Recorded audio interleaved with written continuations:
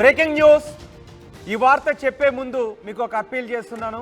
ఈ వార్తను ఖచ్చితంగా చూడండి, షేర్ చేయండి. ఎందుకంటే అవేర్నెస్ కోసం. ఇలాంటి పందాలు ఎప్పుడూ కూడా కాయకండి. ఇలాంటి పందాలు కాసి చాలామంది ప్రాణాలు పోగొట్టుకున్న ఘటనలు ఎన్నో ఉన్నాయి.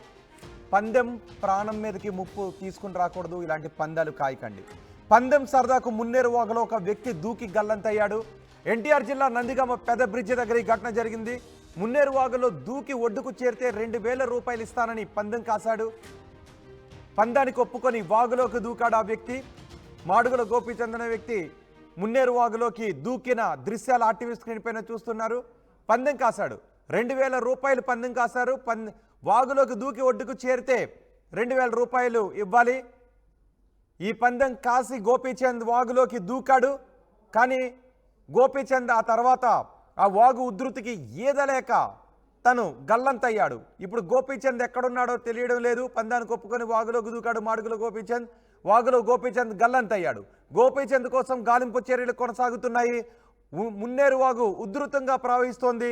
ఉధృతంగా ప్రవహిస్తున్న మున్నేరువాగులో పందెం కాసి దూకాడు గోపీచంద్. ఇద్దరు మనకు అక్కడ కనిపిస్తున్నారు. గోపీచంద్ గల్లంతయ్యాడు. గోపీచంద్ ఆచూకీ తెలియడం లేదు. మా ప్రతినిధి రాజేష్ ఉన్నారు పూర్తి సమాచారం అందించడానికి. రాజేష్, ఒకసారి ఈ పందానికి సంబంధించి అక్కడ ఉన్న వాళ్ళు మాట్లాడారు, ఏం మాట్లాడారో చూద్దాం.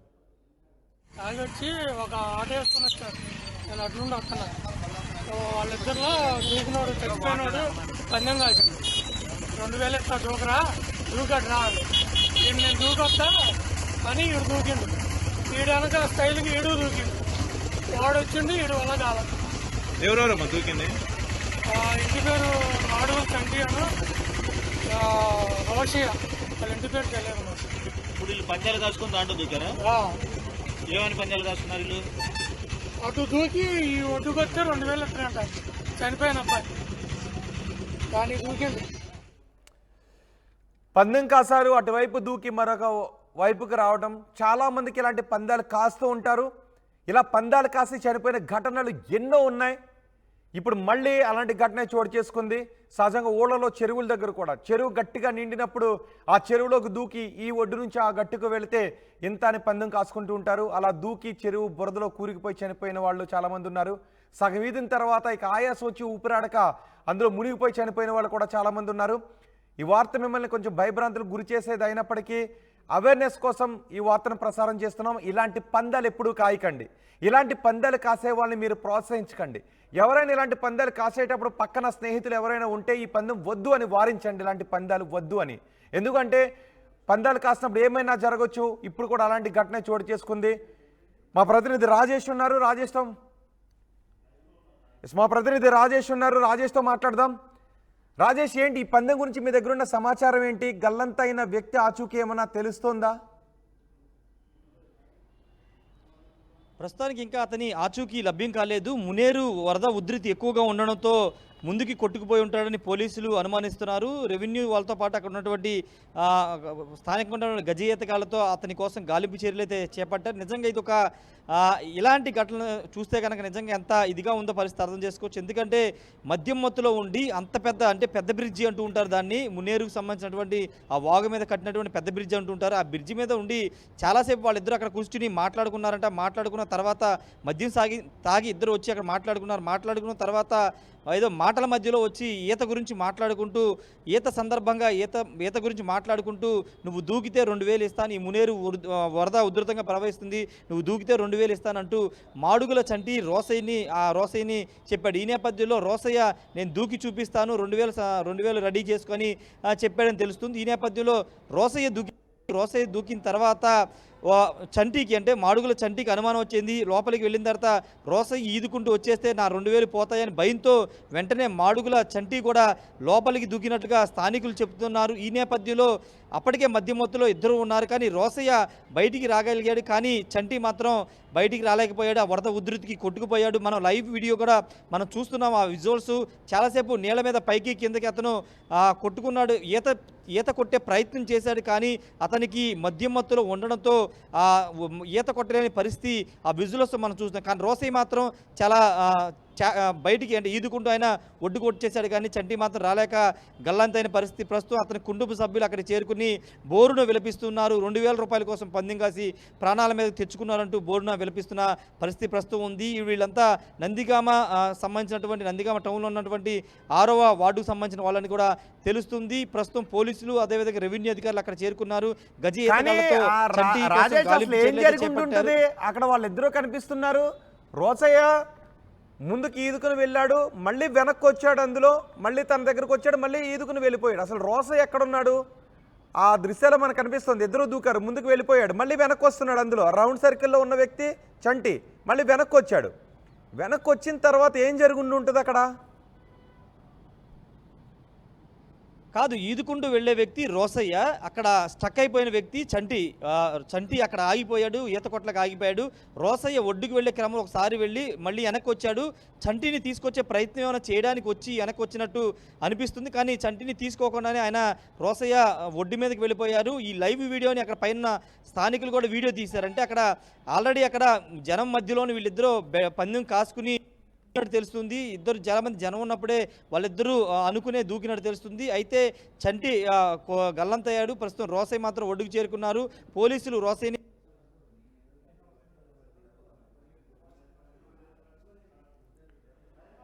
ఇద్దరు మాడుగుల చంటి రోసయ్య ఇద్దరు కూడా నదిలోకి దూకారు, వాగులోకి దూకారు. అక్కడ రోసయ్య ముందుకు వెళ్ళాడు, మళ్ళీ వెనక్కి వచ్చాడు, ఆ వ్యక్తి దగ్గరకు వచ్చాడు. ఆ వ్యక్తి దగ్గరకు వచ్చిన తర్వాత ఇద్దరు చాలా క్లోజ్గా ఉన్నారు. కానీ అక్కడ ఏం జరిగింది? ఆ తర్వాత మళ్ళీ రోసయ్య వెనక్కి వెళ్ళిపోయాడు, చంటి మాత్రం అక్కడ ఇద్దరు క్లోజ్గా ఉన్నారు. వెళ్ళిన రోసయ్య మళ్ళీ వెనక్కి వచ్చాడు, మళ్ళీ రోసయ్య ఒక్కడ వెళ్ళిపోయాడు. ఇద్దరు మధ్యమత్తులో ఉన్నారు. కానీ అక్కడ ఏం జరిగింది? ఏం జరిగిందని అర్థం కావట్లేదు. రోసయ్య అక్కడ ఉన్నాడు కాబట్టి ప్రత్యక్ష సాక్షి, చాలామంది అక్కడ వీడియో తీశారు. కానీ ఏం జరిగింది అనేది ఆ రోసయ్యను పట్టుకుంటేనే తెలుస్తుంది. ఇలాంటి పందెం వేసినందుకు రోసయ్య పైన కేసులు కూడా బుక్ చేయాల్సిన అవసరం ఉంటుంది. ఇలాంటి ప్రాణాంతక పందాలు కాసిన వాళ్ళపై కేసులు కూడా బుక్ చేయాలి. కానీ ఏం జరుగుండి ఉంటుంది? ఇద్దరు వెనక్కి వచ్చాడు, మళ్ళీ మాట్లాడాడు, మళ్ళీ రోసయ్య ముందుకు ఈదుకొని వెళ్ళిపోయాడు. అక్కడ ఏం జరిగింది అనేది అర్థం కావడం లేదు. ప్రస్తుతానికి చంటి కోసం గాలింపు చర్యలు కొనసాగుతూ ఉన్నాయి. రాజేష్, నా మాట వినిపిస్తుందా? ఎస్ రాజేష్, ప్రస్తుతం రోసయ్య ఎక్కడున్నాడు అసలు? రోసయ్య ప్రస్తుతం పోలీసుల అదుపులో ఉన్నట్టు తెలుస్తుంది. అతన్ని బయటికి రానివ్వట్లేదు, ఎందుకంటే ఇన్సిడెంట్ జరిగిన తర్వాత అతను కూడా భయపడిపోయాడు. ఎందుకంటే ఆ చంటి కనపడకపోవడంతో అతను కూడా కొంత భయానికి గురైన పరిస్థితి. అయితే ఇంతకుముందు ఆ వీడియోలో మనం చూస్తే కనుక రోసయ్య మరోసారి చంటి దగ్గరికి వచ్చి తీసుకువెళ్ళడానికి ప్రయత్నించినట్టున్నాడు. కానీ అతను పందెం ఓడిపోతాడేమో, అతను ఏదో సరదాకి చేస్తున్నాడు, అతనికి ఆల్రెడీ వచ్చని రోసయ్య కూడా తెలుసు కాబట్టి పందెం ఓడిపోతాడనే భయంతో రోసయ్య అతన్ని తీసుకువెళ్ళకోకుండా వెళ్ళిపోయినట్టు తెలుస్తుంది. చంటి ఏదో కావాలనే అలా ఉంచున్నాడు, పందెం ఓడిపోకుండా ఉండడానికి అలా చేస్తున్నాడు రోసయ్య అనుకుని ఉంటాడనేది అక్కడ స్థానికులు చెప్తున్నారు. అందుకే రోసయ్య చంటి దగ్గరికి వచ్చినా మళ్ళీ వెనక్కి తిరిగి వెళ్ళిపోవడానికి కారణం అదే అని చెప్తున్నారు. ఏదేమైనప్పటికీ రోసయ్య మాట్లాడితేనే ఏం జరిగిందో తెలిసే అవకాశం ఉంది. అతను అక్కడికి వెనక్కి మళ్ళీ ఎందుకు వెళ్ళాడు, ముందుకు వెళ్ళి ఎందుకు వెనక్కి వచ్చాడని దానిపైన రోసయ్య క్లారిటీ ఇవ్వాల్సిన అవసరం అయితే కనబడుతుంది. ప్రస్తుతానికైతే చంటి కోసం అయితే గాలింపు చర్యలు అయితే చేపడుతున్నారు రోహిత్. ప్రస్తుతం రోసయ్య దగ్గర అయితే స్టేట్మెంట్ పోలీసు రికార్డ్ చేసుకుంటున్నారు రోహిత్. రైట్ రాజేష్, పందెం సరదా ఒక వ్యక్తి ప్రాణం తీసేసింది. 2000 రూపాయల పందెం కాసుకొని మున్నేరు వాగులో ఉధృతంగా ప్రవహిస్తున్న మున్నేరు వాగులోకి దూకాడు చంటి. ఆ తర్వాత పందెం వేసిన రోసయ్య కూడా దూకాడు. నదిలో దూకుతూ ఉన్నప్పుడు ఇక నదిని ఈదలేక, వాగును ఈదలేక చంటి కొట్టుకుని వెళ్ళిపోయాడు ఆ ఉధృతంగా ప్రవహిస్తున్న మున్నేరు వాగులో. కానీ అక్కడ ఏం జరిగింది? ఇద్దరు కూడా దూకారు. రోసయ్య మనకి షర్ట్ లేకుండా కనిపిస్తున్నాడు, వైట్ షర్ట్లో చంటి కనిపిస్తున్నాడు. ముందుకు వెళ్ళిపోయిన రోసయ్య మళ్ళీ వెనక్కి ఎందుకు వచ్చాడు? చంటిని రక్షించడానికే వచ్చాడా లేక ఎందుకు వచ్చాడో అనేది అర్థం కావట్లేదు. ప్రస్తుతం చంటి రోసయ్య పోలీసులు అదుపులో ఉన్నట్టుగా తెలుస్తోంది. చంటి గల్లంత అయ్యాడు, చంటి ఆచూకీ తెలియడం లేదు. మాడుగుల చంటి అలియాస్ గోపీచంద్, తన కోసం ప్రస్తుతం గాలింపు చర్యలు కొనసాగుతున్నాయి. ఒకవేళ మీకు ఇలాంటి పందాలు వేసే అలవాటు ఉంటే ఇలాంటి పందాలు వేయకండి, ప్రాణాల మీదకు తెచ్చుకోకండి.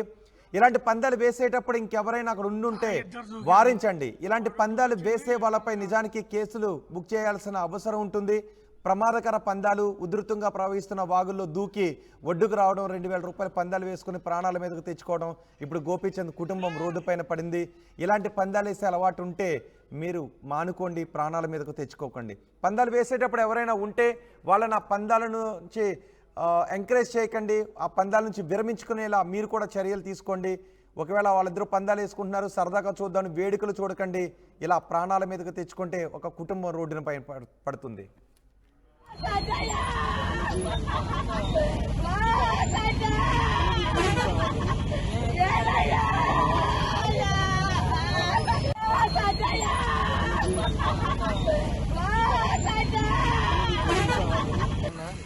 తాగి వచ్చి ఒక ఆటో వేసుకొని వచ్చారు.